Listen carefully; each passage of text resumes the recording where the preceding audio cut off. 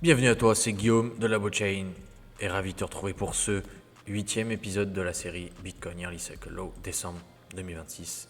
Et bienvenue en 2026 sur la chaîne au passage, première vidéo de l'année. Donc comme tous les dimanches, on voit ensemble s'il y a du nouveau au niveau des données macro. On revoit ensemble le base case pour cette année et même les années suivantes. On revoit aussi rapidement comment ça se passe au niveau des cycles, comment il faut interpréter tout ça.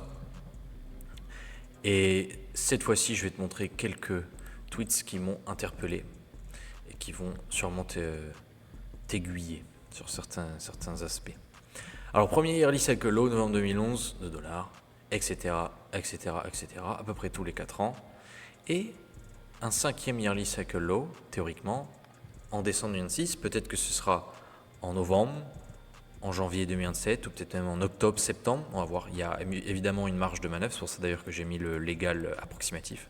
Ce ne sera pas forcément en décembre. Mais dans ces eaux-là, personnellement, je pense lors du 4e trimestre de cette année. Donc pour rappel, un yearly cycle, c'est 8 weekly cycles et un weekly cycle, c'est environ 180 jours.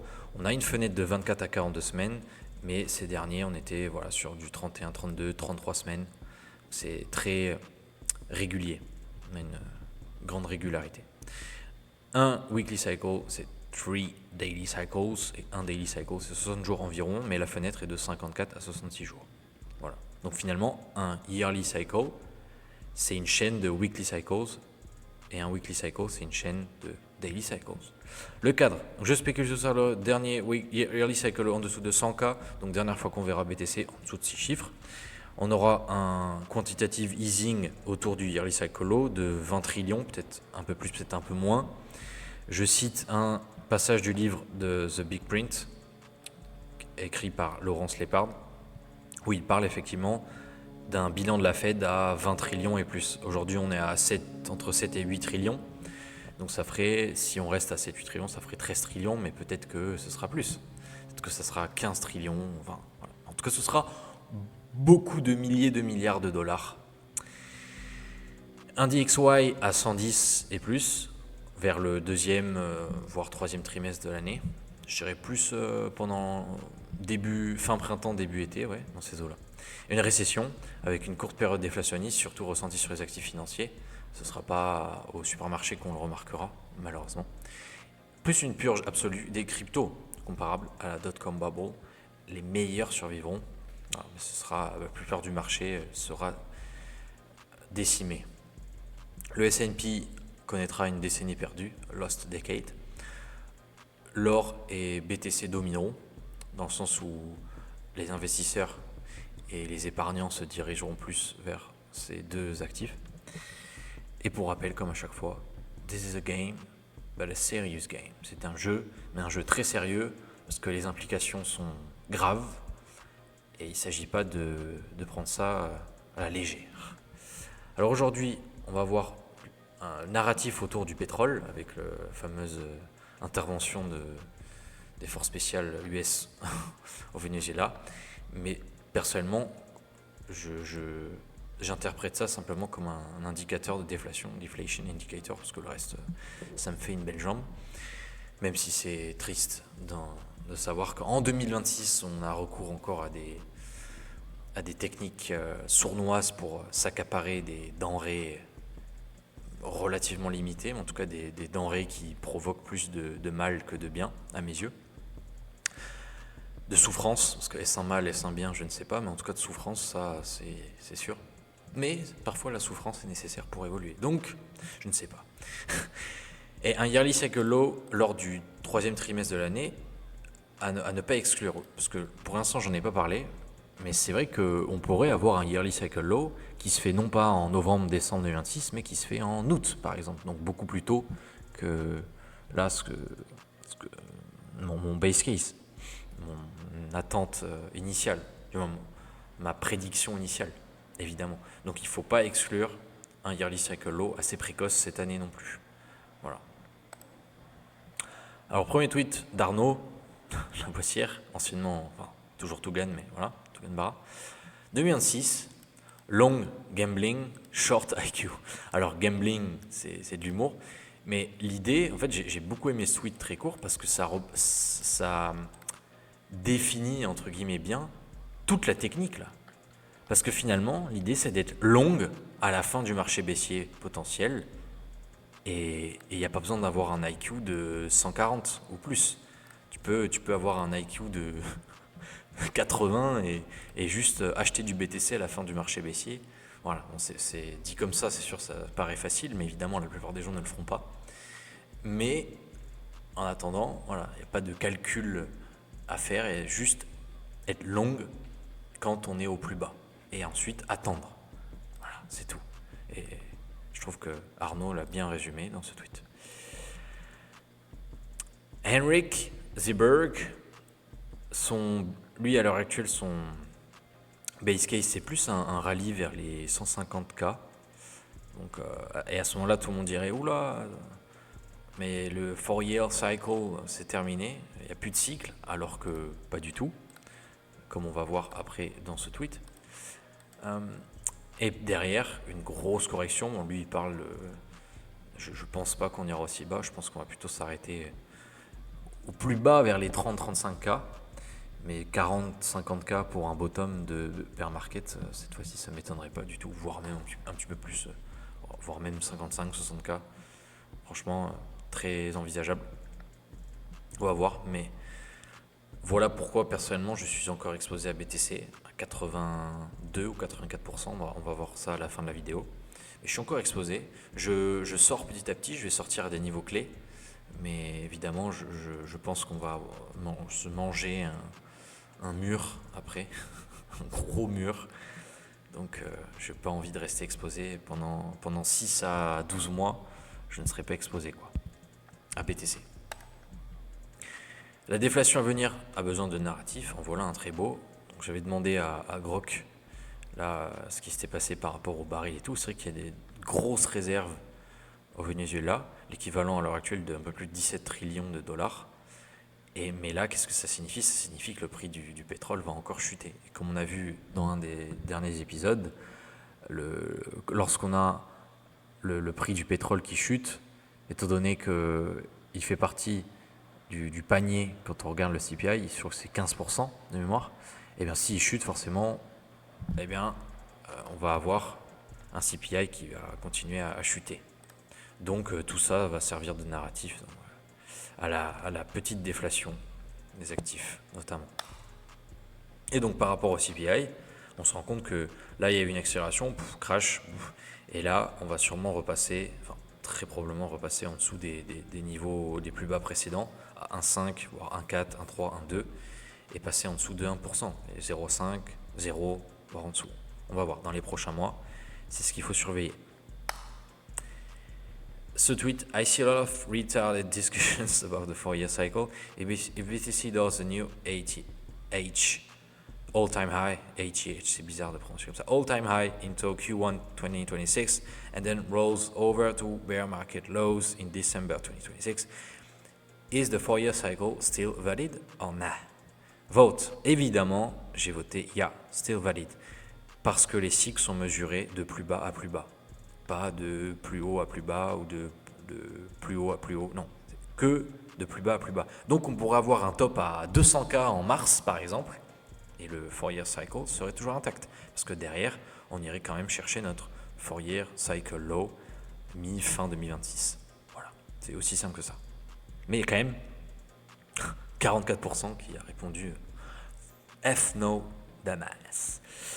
Donc, premier indicateur maintenant qu'on voit tous les dimanches, c'est celui-ci, United States 10-year Bond Yield, le rendement du bond sur 10 ans.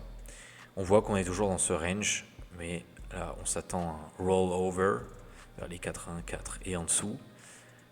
C'est mon base case parce que la situation est de moins en moins jolie. L'économie réelle, je parle de l'économie réelle, et pas qu'aux États-Unis d'ailleurs. Donc dans ce genre de situation, le rendement a tendance à baisser parce que les investisseurs, les acteurs du marché vont acheter de plus en plus le bon sur 10 ans. Parce qu'à court terme, sur par exemple 2 ans, ils sont plutôt bearish. 6 mois, 1 an, 2 ans. Le taux de chômage, on a une accélération ici, et là, comme on peut voir à chaque fois, au début il y a une accélération, puis après ça explose, ça explose. Pareil, on a eu donc des phases, voilà, apparemment ici ça explose. Donc si on a une accélération ici, ça explose, on saura ce que ça veut dire. Ce sera synonyme de récession. Ici, le CPI Shelter versus ALNRI, year on year. Alors, en fait, si on veut prendre de l'avance sur le CPI, au lieu de regarder le CPI Shelter, on regarde plutôt cette autre métrique, Apartment List National Rent Index. Et on se rend compte qu'il est en dessous des 0% depuis bien longtemps. Et il y a un gap, un fossé, un lag plutôt, un laps de temps notable entre le CPI Shelter et le ALNRI. Donc, on s'attend à ce que le CPI, comme on a vu, continue de chuter. Ici, de même, if we substitute Shelter with ALNRI, both headline and core CPI drop well below 2%. Donc, voilà, on sait à quoi s'attendre. Ça fait longtemps en réalité qu'on peut anticiper une désinflation, voire une déflation. Ici, un indicateur très utile, donc avec l'inversion de la courbe des taux entre le US 10-year et le US 2-year yields. Si on a une accélération vers le haut, un gros pump, et bien là ce sera synonyme pareil de conditions financières difficiles, très difficiles. Mais c'est tant qu'on range, c'est bon, voire si on retrace c'est bon. Par contre s'il y a une accélération, et ça commence à être le cas, j'ai fait un update il y a bientôt 3 semaines, je vais en refaire un je pense dimanche prochain, on est peut-être à l'aube d'une accélération. Et là si en plus derrière le S&P chute et d'autres indicateurs flash rouge, là ce sera le moment de sonner l'alarme. Cet indicateur pour l'instant RAS, rien à signaler, mais si on a une accélération, voilà, ça veut dire que il y a de quoi s'inquiéter. Mais c'est bon, là on est bon pour le moment. Le M2 par rapport au US Inflation Rate, important par rapport aussi à la déflation. On a eu une grosse phase d'expansion à partir de 2020 et ensuite une grosse phase de contraction. Sauf qu'il y a un lag, il y a un laps de temps entre les deux, entre le M2 Rate of Change et les US Inflation Rate Year on Year. Donc maintenant, on s'attend à vivre cette portion-là. Parce qu'on voit qu'à chaque fois qu'on a une grosse contraction, on s'écrase. Et là, on ne s'est pas encore écrasé. Donc on va sûrement aller titiller les zéros, voire en dessous. Et c'est là où on pourrait parler de déflation. Maintenant, par rapport au S&P et au fameux Lost Decade, on va voir. Donc effectivement, lorsqu'on cut en période de récession ou lorsqu'on est en passe de vivre une récession, eh bien, c'est pas bon. Comme on peut voir, recession cuts, eh bien, après 3 mois, voire 6, 12 mois, on est dans le rouge. Ça serait pas bon pour les personnes qui allouent des fonds sur S&P. Après, ce n'est que mon propre avis, not financial advice, mais personnellement, je ne toucherai pas à ce truc. Lost Decade Case, donc la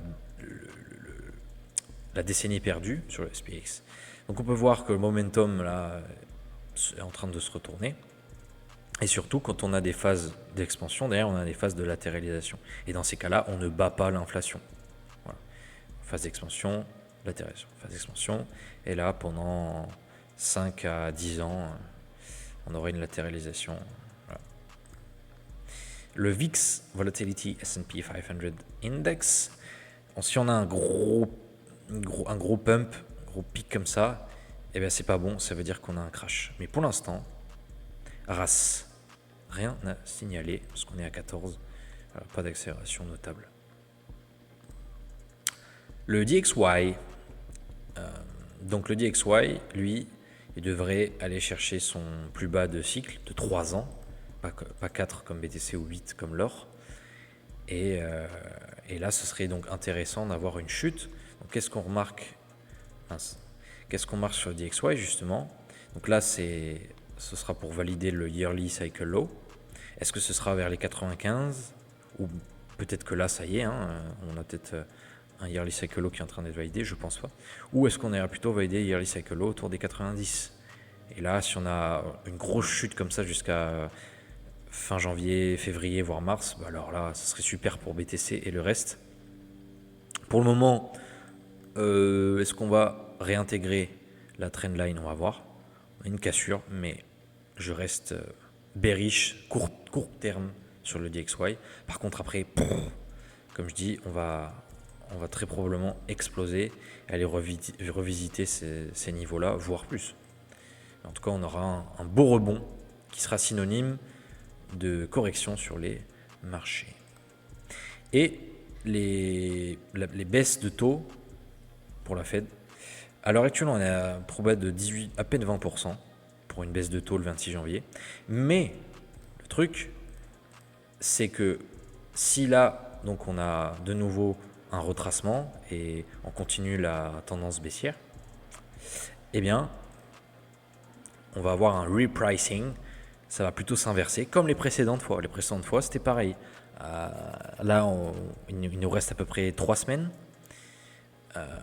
Donc, d'ici 3 semaines, ça peut vite s'inverser. Voilà. Perso, je m'attends à ce qu'il y ait de nouveau un cut. Parce qu'ils n'ont pas le choix, en fait. Ils n'ont pas le choix. La situation est trop critique. Et maintenant, BTC. Qu'est-ce qu'on a sur BTC? Donc, on a cette trendline qui, pour l'instant, est inviolée. C'est propre. Et on vient de casser cette trendline à la hausse. Donc là, mon premier niveau, donc pour diminuer mon exposition, même si j'ai déjà diminué là, c'est à 2 reprises ces dernières semaines. Mais là, pareil, je vais recommencer à 94K. Et si on pète les 94K, je vais de nouveau diminuer un peu mon exposition de 5%, 5 à 10%. Je verrai de nouveau vers les 105K et je serai toujours exposé si jamais on part à la hausse. Et si on retrace, bon bah là de nouveau, je vais 10% et je sortirai. J'espère qu'on va aller chercher les 105K, voire plus, avant de potentiellement retracer. Mais bon, ça, pas de garantie. On va voir ça au fil des jours et des semaines. Et j'ai oublié un tweet bonus. A new high would really be one of the best things for Bitcoin from a cycle perspective. It would also confuse the majority of market participants who don't really understand cycles. If we do get a high, un nouveau all-time high, nouveau plus haut, in the next few months, peut-être même prochaine semaine, bon, il faudrait que ce soit un moment très violent, mais c'est pas impossible. Expect to see a lot of people saying the 4-year cycle is dead. Et une fois de plus. Mais le truc, c'est qu'encore une fois, ça n'invalide pas l'aspect cyclique. L'aspect cyclique reste intact. On a nos weekly cycle lows, qu'on peut voir ici. Non, ça c'est le dollar. Les weekly cycle lows en bleu, un weekly cycle, un autre. On a toujours nos weekly cycles composés de nos daily cycles en vert. Ça ne s'arrête pas. Parce qu'encore une fois, on mesure de plus bas à chaque fois, pas autrement. Donc maintenant, il faut lock in. Je te recommande de lock in lors des prochaines semaines parce que les 2, 3, 4 premiers mois de 2026 vont être très importants pour ensuite, selon moi, selon mon humble avis, injecter le plus de liquidité possible autour de l'impression, la prochaine impression monétaire cataclysmique qui va avoir lieu. Ils n'ont plus le choix, il va falloir se sortir de ce pétrin en imprimant des trillions. Et dans ce cas-là, si on n'est pas exposé à l'or, ou encore mieux, à BTC, eh bien on se fait paupériser. Si tu as des questions, n'hésite pas, mets un commentaire, j'y répondrai avec joie. Abonne-toi si ce n'est pas déjà fait pour ne rien rater. Et je te dis à la prochaine. C'était Guillaume de la Blockchain. Et à ta liberté. It was hard to know who was more crazy. Me or everyone else.